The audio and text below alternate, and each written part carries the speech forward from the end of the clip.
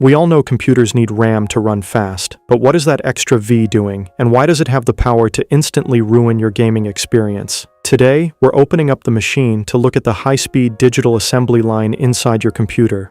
What exactly is VRAM, and why is it crucial for gaming? To understand VRAM, we first have to understand how your computer's brain organizes its workspace. Your computer has a main processor, the CPU. Think of the CPU as a master chef in a restaurant. To cook a meal quickly, the chef needs ingredients right in front of them, not locked away in a basement freezer. That main kitchen counter is your standard RAM.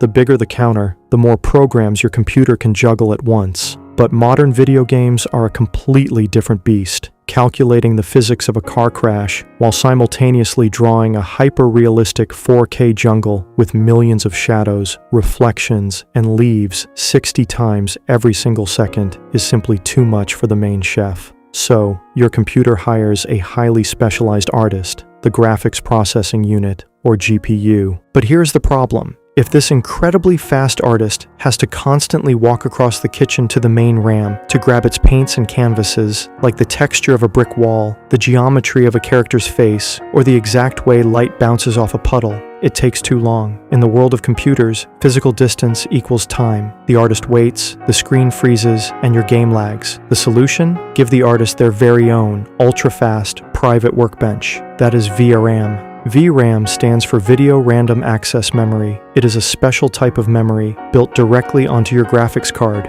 physically soldered as close to the graphics chip as humanly possible. If standard system RAM is a massive warehouse down the street, VRAM is the backpack you are wearing right now. It doesn't hold everything, but it holds the exact things the graphics chip needs this exact millisecond. So, why is it so crucial for gaming? Because video games are essentially giant optical illusions made of massive image files called textures. Imagine painting a highly detailed portrait. VRAM is the painter's palette. If your graphics card has a huge palette, say 16 or 24 gigabytes of VRAM, the painter can squeeze out every single high-resolution color and have all their tools ready at their fingertips. The GPU can draw a massive, beautiful world instantly. But what happens if you turn the graphics up to ultra, but you only have a tiny palette, like 4 gigabytes of VRAM? Disaster strikes. The VRAM fills up immediately, but the GPU still needs those high-resolution textures to draw the next frame of the game. Because its private workbench is full, it is forced to do the one thing it hates. It asks the main system RAM for help.